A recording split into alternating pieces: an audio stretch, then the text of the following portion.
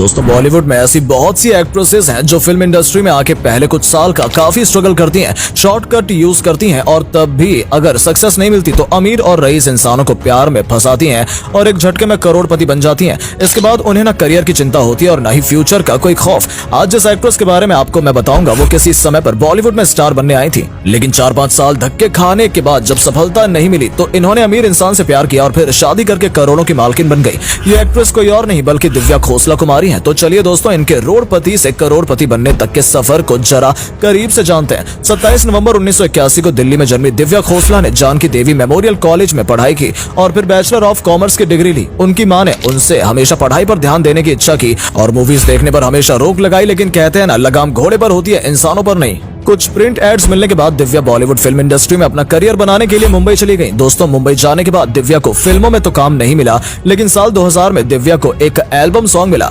2000 के बाद इन्हें 3 साल तक कोई काम नहीं मिला और फिर 2003 के अंत में इनको बैक टू बैक 2 गाने मिले जो कि थोड़े बहुत चले भी थे। इसके बाद 2004 में दिव्या की मुलाकात भूषण कुमार से हुई और यहीं से दिव्या के करियर की असली शुरुआत हुई। भूषण कुमार वैसे भी अपने रंगीन मिजाज के लिए जाने जाते हैं। इनसे मिलने के बाद दिव्या को उनकी पहचान मल्टी स्टारर फिल्म अब तुम्हारे हवाले वतन साथियों में मिली, जिसके साथ ही इन्हें एक तेलुगु फिल्म में भी काम करने का मौका मिला। इस फिल्म के दौरान उन्होंने भूषण को अपने प्यार के जाल में फंसाकर पागल कर दिया। दोस्तों दिव्या को यह बात बहुत अच्छे से पता थी कि वो कभी भी एक एक्ट्रेस नहीं बन पाएंगी, इसलिए उनसे शादी करके एक सेफ और सिक्योर गेम खेला। अब अगर बात करें इनके लव लाइफ की तो दिव्या की भूषण कुमार से पहली मुलाकात फिल्म अब तुम्हारे हवाले के डायरेक्टर अनिल शर्मा के घर पर हुई थी। पहली बार में भूषण कुमार दिव्या को अपना दिल दे बैठे थे। दिव्या ने एक इंटरव्यू में बताया था कि पहली मुलाकात के बाद भूषण कुमार उन्हें बार बार मैसेज करने लगे। धीरे धीरे ये मैसेज बढ़ने लगे जिससे दिव्या परेशान हो गई और फिर उन्हें नजरअंदाज करने लगी। उन्होंने भूषण कुमार से कट ऑफ कर लिया था। दिव्या भूषण के किसी भी मैसेज का, फोन का, कॉल का जवाब नहीं देती थी।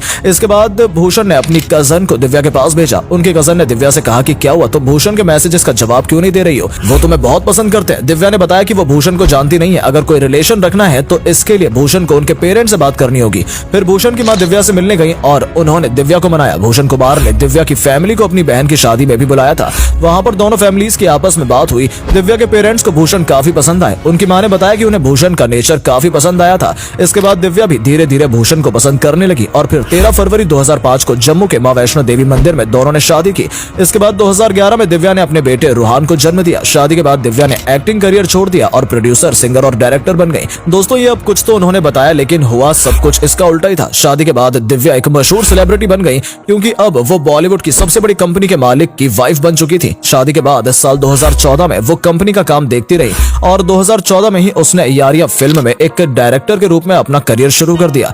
इसके बेस्ड एज अ प्रोड्यूसर 2015 में रॉ बनाई और 2016 में फिर से डायरेक्टर बनकर सनम रे बनाई। डायरेक्टर बनकर 2 फिल्म में और प्रोड्यूसर बनकर इन्होंने 6 या 7 फिल्में बनाई, पर अफसोस की इनकी बनाई सारी फिल्में फ्लॉप साबित हुई। इसके अलावा उन्होंने कुछ गाने कोरियोग्राफ भी किए। मतलब घर की प्रोडक्शन कंपनी है तो जहां मर्जी अपना नाम लिखवा दो और जो मर्जी वो प्रोडक्शन सेट कर दो। दोस्तों इतना करने के बाद इनको एक्टिंग का कीड़ा फिर से काटा और घर की फिल्म सत्यमेव जयते 2 में एक्टिंग भी कर डाली। दिव्या का हाल बिल्कुल यही, सोया भय कोतवाला तो डर काहे का। काम को देखते हुए अगर इनके अवार्ड की बात करें, उसे देख वो पाकिस्तान के आर्मी जनरल शर्माचा है। जी हाँ, उनकी वर्दी में इतने मेडल लटके हैं मानो कि रोज वो कोई ना कोई जंग जीत कर आते हैं और यही हाल दिव्या का है। काम कुछ नहीं और मेडल कई सारे। साल 2018 में एक शॉर्ट फिल्म में एक्टिंग के लिए मैडम को दादा साहेब फाल्के का अवार्ड भी मिल चुका है। 2020 में इन्हें national sensation of the year का भी अवार्ड मिला है, पर आज भी इस बात के ऊपर रिसर्च की जा रही है कि ये 2020 में नेशनल सेंसेशन कैसे बन गई, वो भी बिना किसी काम के। और तो और 2012 में जब ये कोई काम कर ही नहीं रही थी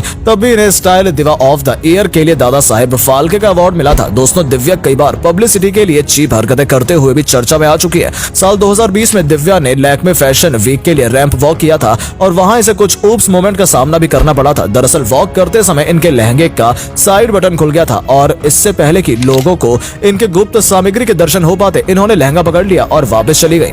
दोस्तों अगर आपको ये वीडियो पसंद आई हो तो इसे अधिक से अधिक लाइक और शेयर करें। साथ ही हमें कमेंट करके बताएं कि आपको इनमें से कौन सा फैक्ट सबसे ज्यादा मजेदार लगा। आज के लिए इतना ही, आपसे फिर मिलेंगे एक नई वीडियो और ढेर सारी रोचक जानकारियों के साथ।